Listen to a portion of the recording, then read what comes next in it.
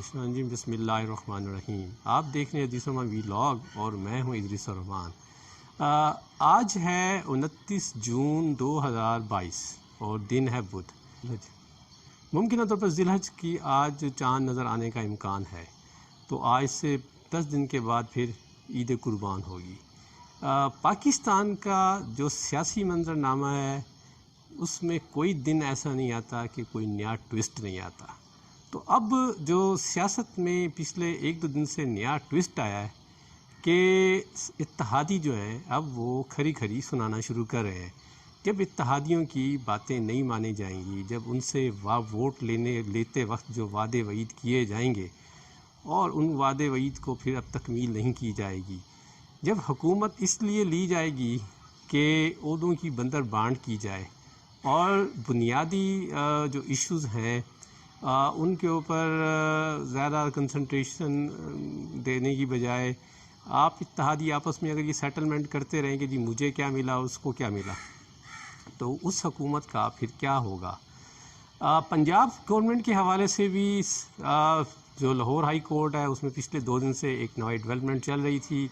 एक दरख्वास्त जो PTI की तरफ से मूव हुई थी और चौधरी परवेज़ इलाही ने, जिसमें हमजा शहबाज के इंतखाब के हवाले से उसको चैलेंज किया गया था, तो उस पे कल की प्रोसीडिंग में जो बातें हुई उसमें उन्होंने ओपिनियन मांगी थी CM की भी और PTI की भी, जो कि एडवोकेट जनरल ने उन्हें 1 दिन की मोहलत मांगी और आज लाहौर हाई कोर्ट ने अपना फ़ैसला महफूज कर लिया है और कल उसको सुनाएगी। उसके बारे में अभी कुछ कहना कबल वक्त है क्या होगा, लेकिन उससे इसी दौरान में एक नई डेवलपमेंट ये हुई कि चौधरी शुजात साहब अचानक जाग गए और उन्होंने कहा कि परवेज़ इलाही हमारा उम्मीदवार है। तो इससे भी सिचुएशन और बड़ी दिलचस्प हो गई है। बाप पार्टी के खालिद मक्सी साहब असम्बली में खड़े होकर फरमाते हैं कि हम यहाँ कुछ झाड़ू फेरने थोड़ी आए थे, तो हम जो मकसद थे हुकूमत बनाने के तो वो उस वक्त कुछ और मकसद थे, अब कुछ और मकसद नज़र आ रहे हैं। यहाँ हर कोई ओहदों की बंदर बांट में पड़ा हुआ है, हमें भी कुछ मिनिस्ट्री मिल गई है, हम और को मिनिस्ट्री मांगते हैं तो हमें वो छोटी मोटी मिनिस्ट्री देने के लिए तैयार नहीं है। कहते हैं जी बग़ैर पोर्टफोलियो के मिनिस्ट्री देंगे, तो कहते हैं कि जी हम यहाँ कुछ झाड़ू फेरने आए हैं। एक और साहब हैं असलम भोतानी साहब, वो कहते हैं यार अच्छे भले PTI में बैठे थे, हमें किसी की मोहब्बत, किसी के मतलब इसरार और किसी के कहने पे मैंने छोड़ दिया। तो कहता है वहाँ कौन से फ़ंड्स मिलते, तो यहाँ तो फ़ंड्स भी देने के लिए तैयार नहीं है। अब इलेक्शन ईयर है, आखिरी साल है, मैं अपने इलाके के लिए क्या करूँगा। MQM को रिजर्वेशनें थी सिंध, MQM के जो मामला दोहरी नोयत का है, MQM के साथ एक मुआहिदा जो है वो वफाक के लिए था, तो एक मुआहिदा MQM का पीपल्स पार्टी के साथ था। तो MQM को जो बुनियादी तौर पे जो लालच जो इस गवर्नमेंट में ले आया वो था सिंध गवर्नमेंट के हवाले से जो बल्दियाती निज़ाम है उसमें शराकत दारी, क्योंकि MQM की सियासत का महवर जो है वो तो बल्दियाती सियासत है। अभी तक उन्हें वहाँ भी कुछ नहीं मिला, वो जो कानून साजी कराना चाहते थे अभी तक उस पर भी कुछ नहीं हुआ। गवर्नर का वादा उनसे किया गया था तो गवर्नर भी अभी तक उनका नहीं बना।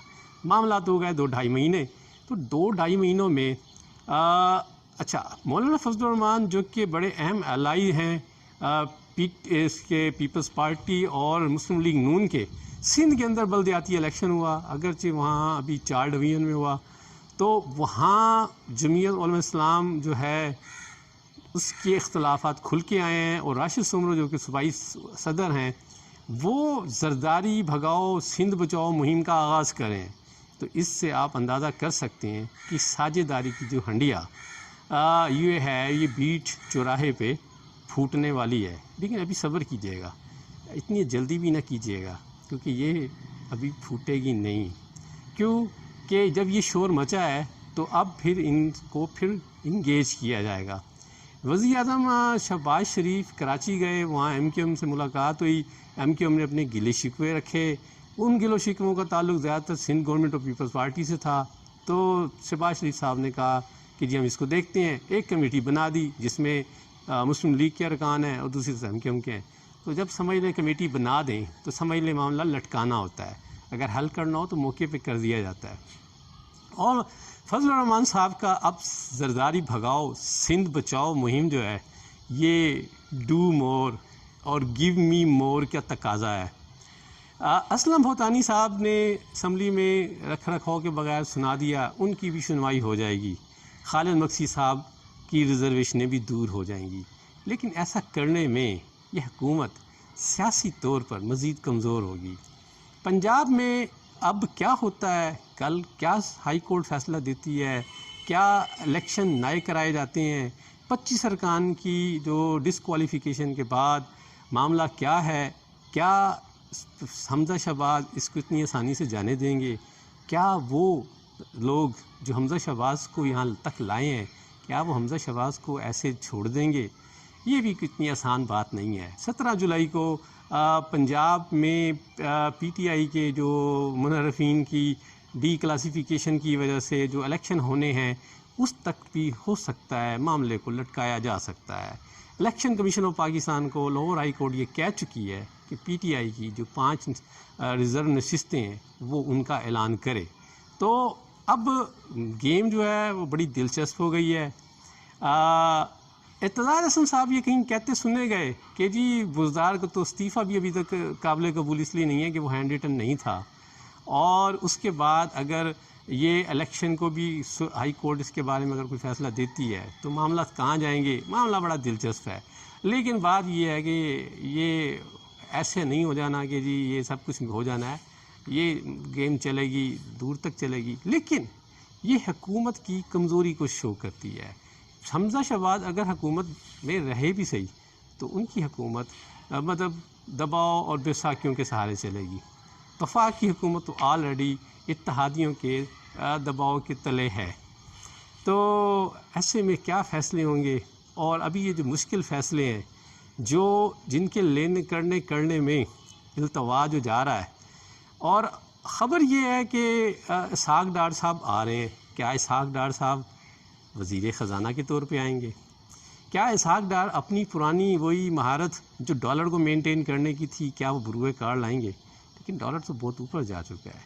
یہ ڈالر کے اوپر جانا ہی تو ایک سب سے بڑا ایشو ہے، کیونکہ اس ڈالر کے اوپر جانے نے پیٹرول کی جو پرائس کو بھی مزید اضافہ کر دیا، کیونکہ اگر ہم 175 روپے کے ڈالر کی بیس کو بنائیں جو کہ پی ٹی آئی کے دور میں تھی، تو تب سے اب تک تقریباً 30 سے 32 روپے کا اضافہ ہو چکا ہے ڈالر کی ریٹ میں۔ تو آپ یہ دیکھیں کہ فی لیٹر تو اتنا اضافہ تو وہ بھی آ جائے گا۔ تو یہ مسئلے مسائل ہیں۔ حکومت کہتے ہیں جی چلی جائے گی، اپنی نہ بھی چاہے اس طرح چلتی رہی تو یہ حکومت کی اخلاقی اور سیاسی طور پہ کمزوری ہوگی، اور اس حکومت سے اس نوعیت کے جو بڑے فیصلے کرنے میں سے مشکلات پیش آئیں گی۔ اب اتحادیوں کی جو گھبراہٹ کا وقت بھی شروع ہوا چاہتا ہے کہ سیاسی طور پہ انہوں نے مطلب غلط فیصلہ لے لیا۔ اچھا ویسے ایک بات ہے کہ باپ ایم کیو ایم اور جو اسلم بھوتانی صاحب ہیں ان بیچاروں کے ساتھ ہاتھ ہی ہو گیا ہے کہ جب پی ٹی آئی حکومت کے ساتھ تھے تب بھی یہ نالا تھے کہ ان کی سیاسی پوزیشن خراب ہو رہی ہے، اب یہ مسلم لیگ، پیپلز پارٹی اور جے یو آئی کی کولیشن میں شامل ہوئے ہیں، اب بھی یہ نالا ہے کہ ان کی سیاسی پوزیشن خراب ہو رہی ہے۔ بیچاروں کو کچھ اچھا نہیں ہوا ان کے ساتھ، اور اچھا تو ویسے خیر لگتا ہے مسلم لیگ کے ساتھ بھی نہیں ہوا اور پیپلز پارٹی کے ساتھ نہیں ہوا، نہیں ویسے پیپلز پارٹی کے ساتھ تو بہت کچھ فائدہ ہوا ہے، جے یو آئی بھی فائدے میں ہے، نقصان جو ہے وہ نون کے حصے میں آیا ہے یا یہ باپ اور ایم کیو ایم اور یہ اسلم بھوتانی کے حصے میں آیا ہے۔ تو بہرحال دیکھیں جی اب جون کا اینڈ ہے، جولائی آتا ہے، کیا ہوتا ہے، الیکشن ہوتے ہیں، معاملہ آگے چلتا ہے، لیکن معیشت کے حوالے سے اچھی خبریں نہیں ہیں۔ اب 1 جولائی سے سننے میں آ رہا ہے کہ پیٹرولیم پہ کوئی لیوی نافذ ہونے جا رہا ہے جس سے لامحالہ پیٹرولیم کی پرائسز بڑھیں گی، اس میں میرے لیے اور آپ کے لیے مسائل بڑھیں گے۔ دعا کریں کہ اللہ تعالی ہمارے لیے سب کے لیے آسانیاں پیدا کرے۔ تو یہ پاکستان کا اس وقت سیاسی منظرنامہ ہے، اور اس منظرنامے میں ایک نئی انگڑائی وہ جنرل ظہیر الاسلام کے ایک بیان نے ڈال دی۔ اب وہ جو انڈیپینڈنٹ صحافی ہیں انہیں یاد آ گیا کہ ظہیر الاسلام صاحب تو 2014 میں بڑے ایکٹیو تھے۔ اگر 2014 میں ظہیر الاسلام ایکٹیو تھے اور اس کے بعد وہ 2022 میں آئے ہیں تو کیا یہ محض اتفاق ہے؟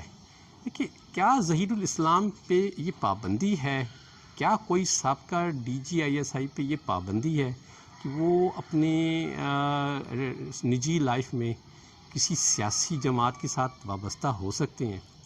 اس سے پیشتر میں یاد دلاتا جاؤں کہ ایک لیفٹیننٹ جنرل عبد القادر بلوچ صاحب تھے جو کہ بلوچستان کے گورنر بھی رہے اور مسلم لیگ نواز کے سینیٹر بھی تھے، مسلم لیگ نواز کے صوبائی صدر تھے بلوچستان بھی، اگرچہ وہ پیپلز پارٹی جوائن کر چکے ہیں۔ اسی طرح ایک لیفٹیننٹ جنرل عبد القیوم خان تھے، وہ سینیٹر رہے، تو وہ بھی پارٹی کے مسلم لیگ کے ٹکٹ پر تھے، تو کیا کبھی ان کی نمائندگی کے اوپر کوئی کویشچن اٹھایا گیا ہے؟ اسی طرح ایک جنرل ناصر جنجوعہ تھے، کور کمانڈر سدرن کمانڈ، وہ وہاں سے ریٹائر ہوئے اور نیشنل سیکورٹی ایڈوائزر بن گئے، اور جب میاں صاحب فارغ ہو گئے تو پھر وہ میاں صاحب کے ساتھ ہی چلے گئے۔